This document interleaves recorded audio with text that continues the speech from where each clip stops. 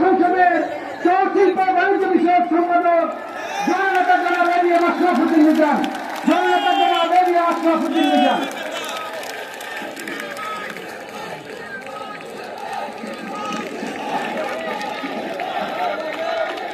বিসমিল্লাহির রহমানির রহিম। যদি আপনারা একটু বসেন, বন্ধুরা আস্তে আস্তে, যদি আপনারা বসেন আস্তে আস্তে নিজামদের পরে। এই দেখেন আমি করছি, মাহমুদ সাহেব আছেন, কি বলবে? যখন আন্দোলন ছিল, সংগ্রাম ছিল, দুপুর বেলায় ঘুমতে ঘুমতে এই 7:30টার সময় 65 কিলোমিটার দূরের রামনদী থেকে, কমলনগর থেকে, রামগঞ্জ থেকে, ওই রায়পুরের উত্তর মাথা থেকে যখন আপনারা এসেছেন, সেদিনে তো শৃঙ্খল ছিলেন। 1.5 ঘন্টায় 4টার সময় মিটিং শুরু করেছি, 5:30 শেষ হয়েছে। আজকে লক্ষ্মীপুরের মানুষ, আপনারা যদি এত হাজার হাজার মানুষ থাকার পরও যদি শৃঙ্খলা না থাকে, সৌন্দর্য না থাকে, আমি মনে করি নতুন বাংলাদেশে আমাদের যে পরাজয়, সে পরাজয় কিন্তু আমরাই নিয়ে আসবো।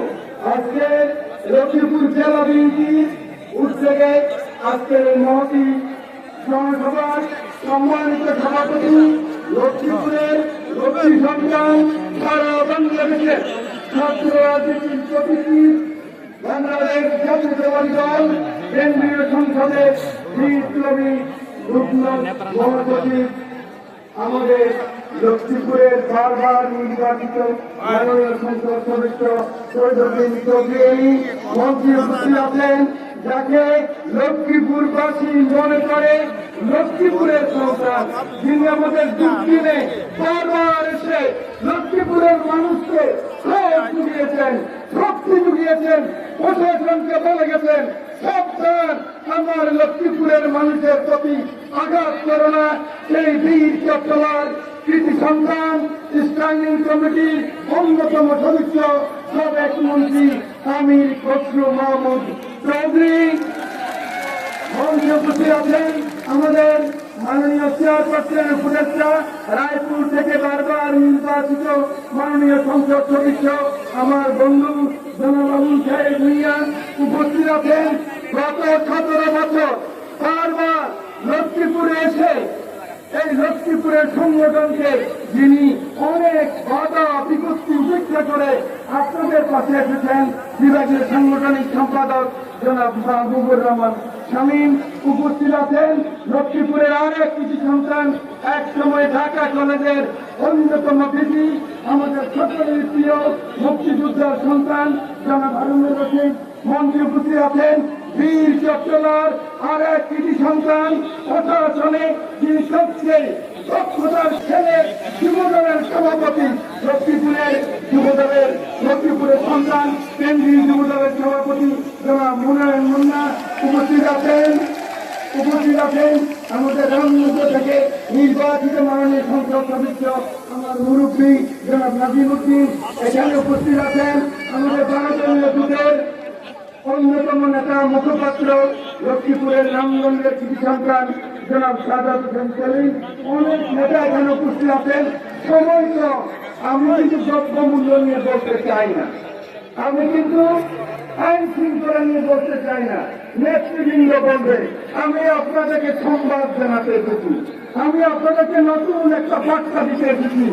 আমার নেতা তারেক রহমানের 31 দফার সংস্কার প্রস্তাব, আর যদি সংস্কারের কথা বলে আমরা সবাই মুখ থেকে ফেলছি, সেই 31 দফার 28 দফা দিয়েছিলেন উনি 2022 সালে। সেই 31 দফায় আমার মা বোনেরা জানেন, আপনাদেরকে ফ্যামিলি কার্ড দেওয়া হবে, আপনাদেরকে হেলথ কার্ড দেওয়া হবে, শিক্ষকের উন্নতি হবে, শিক্ষকের অধিকার দেওয়া হবে। আমাদের ছাত্র জনতার যে বড় আন্দোলন, আমাদের ছাত্র জনতার যে অভ্যুত্থান, এসেছে কিন্তু গত 17 বছরে হাজার হাজার মা বোনের রক্তের বিনিময়ে।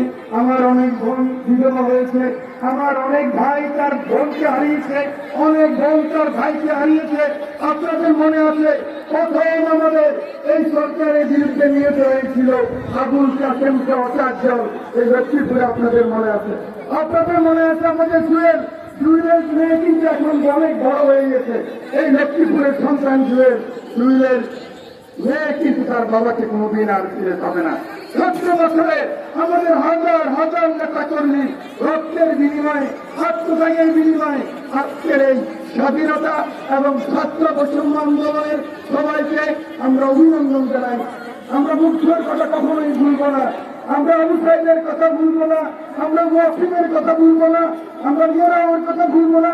কিন্তু একটি কথা মনে রাখতে হবে, যদি তারেক রহমানকে বাংলাদেশে আনতে হয়, তারেক রহমানকে স্বপ্ন দেখে, সেই স্বপ্নকে যদি আমরা আমাদের হৃদয়ে আত্মস্থ করতে চাই, নতুন বাংলাদেশ ফেরত দিতে চাই, তাহলে অবশ্যই আমাদেরকে সততার সহিত, নিষ্ঠার সহিত জিয়া রহমানের যে আদর্শ, সততার আদর্শ, সততার রাজনীতি শুধু মুখে বললে হবে না, অন্তরে ধারণ করে, লালন করে আগামী দিনে সেই কার্যক্রম করব। তবে আমার নেতা বাংলাদেশের প্রথম এমপি এবং প্রথম প্রধানমন্ত্রী তবে ইনশাআল্লাহ। এই কথা বলে সকলকে শুভেচ্ছা জানিয়ে বক্তব্য শেষ করছি। আল্লাহ হাফেজ। বাংলাদেশ জিন্দাবাদ, বাংলাদেশ জাতীয়তাবাদী জিন্দাবাদ, এবং বাংলাদেশ জিন্দাবাদ, তারেক রহমান জিন্দাবাদ, শহীদ প্রেসিডেন্ট জিয়া রহমান। অন্যতম